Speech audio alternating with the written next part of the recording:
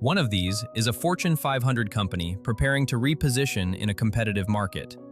The other is a 22-year-old in her bedroom. Same chapter markers, same vocabulary, positioning, brand identity, target audience, new era, color palette, vision, mission, values. The agency charges 6 figures for the deck. The 22-year-old posted hers for free at midnight on January 1st, captioned, "This rebrand is strategic, purposeful, and long overdue." The sentence could have come from either one. That's not a coincidence, that's a confession. Every January, millions of people announce they are rebranding. Not resolving, not reflecting, rebranding. They film vision boards with curated typography and Canva color stories. They restructure their Instagram bios like press releases. They post content strategies for their own faces. And the language they use, every single word, is borrowed from the boardroom. Pivot, alignment, refinement, era. They are not changing a habit, they are relaunching a product. The product is themselves. Welcome to the Threads of Culture, a show that unpacks design, branding, and the cultural forces shaping the global stage. Today, how the annual personal rebrand ritual reveals that corporate brand strategy has fully colonized the way we understand selfhood, turning human beings into failing startups perpetually due for a pivot. Self-improvement has always been an industry. Dale Carnegie sold confidence in 1936. Norman Vincent Peale sold positive thinking in 1952. Tony Robbins sold firewalking breakthroughs in the 1980s. But each borrowed from a different institution. Carnegie took from salesmanship, Peale took from theology, Robbins took from psychology. The frame was always external. You are a soul to be saved, a mind to be healed, a potential to be unlocked.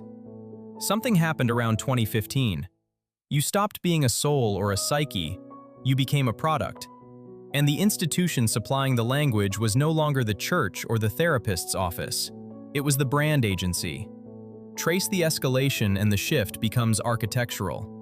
New Year's resolutions were moral. I will be kinder. Goals were practical. I will run 3 times a week. OKRs were corporate. I will achieve a measurable outcome by Q2. And now, the rebrand. I will overhaul my identity, my aesthetic, my positioning, my audience, my entire narrative arc. Each step raised the stakes.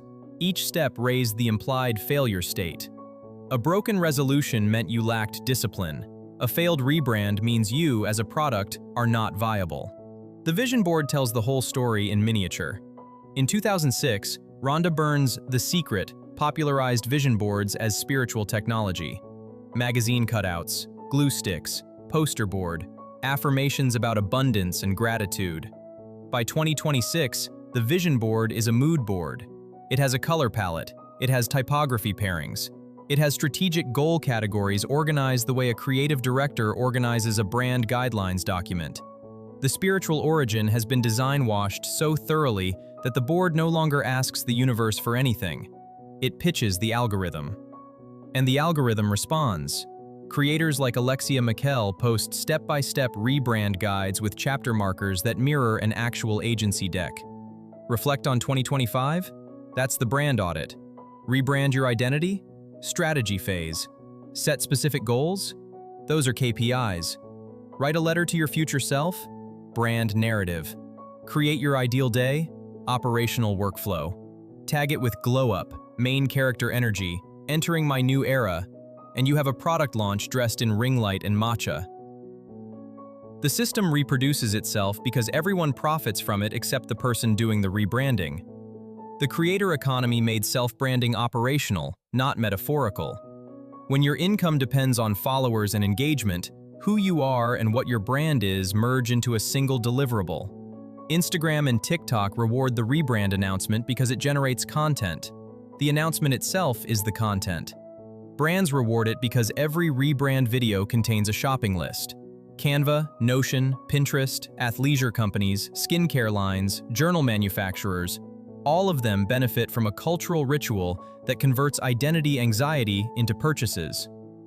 Writer Zainab Mohammed noticed the same pattern writing in Marie Claire UK. Businesses only rebrand when something isn't performing.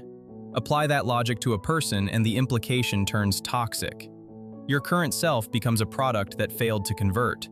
Muhammad put it plainly. Rebrand goals, she wrote, rarely serve the self as much as they serve capitalism and algorithms.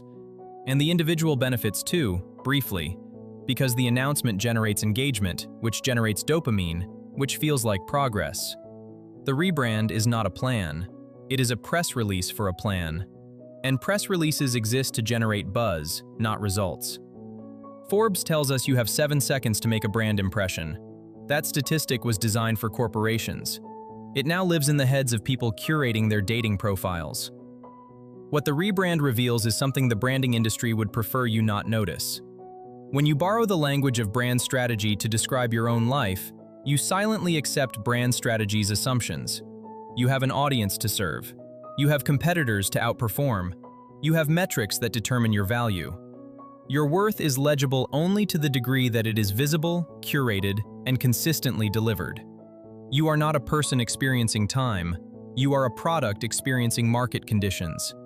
And the most dangerous assumption, the one hiding inside every rebrand announcement, is that who you currently are is a failed version.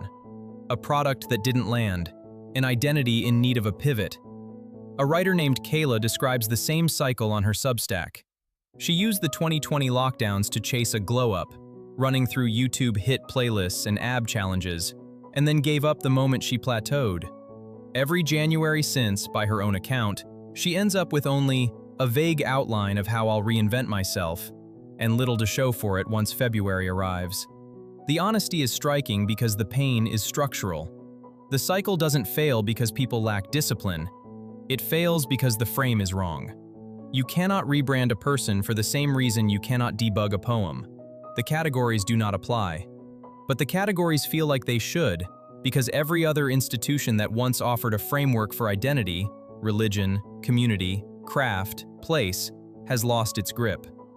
The corporation is the last institution standing with a coherent language for transformation. So we use it. Not because it fits, but because nothing else is left. Now, a fair complication. Not everyone who makes a vision board in January is a victim of linguistic colonization. Structure is real. Reflection is real. The desire to change directions is human in the oldest possible sense. A student journalist named Chloe Radcliffe, writing in The Mancunian, drew a line that matters. She pointed out that the VSCO girl era of 2019 felt playful and temporary, an aesthetic you tried on and discarded. The 2026 rebrand feels less like experimentation and more like expectation. The difference is pressure. Play invites failure. Branding punishes it. And the infrastructure surrounding the rebrand, the templates, the content calendars, the algorithmic rewards, converts what could be genuine reflection into performance. The medium doesn't just carry the message, the medium digests it. So here is what the annual rebrand actually tells us about where we are. It tells us that the corporation won.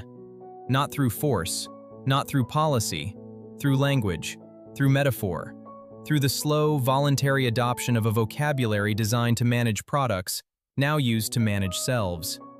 Every January, millions of people stand in front of their phones, announce that they are pivoting, and describe the humans they hope to become using words invented to sell things to other humans. The rebrand is not a resolution. It is not a ritual. It is the confession of a culture that has forgotten how to describe change without describing a transaction. So here is my question for you. The last time you set a goal for yourself, did you frame it in terms of who you wanted to become, or in terms of how you wanted to be perceived? And if you are honest about the answer, what does that tell you about which institution taught you to want it? I already know. I just want to hear you say it. If this changed how you hear the word rebrand, it will do the same for someone who just posted theirs. Until next time, this has been the Threads of Culture.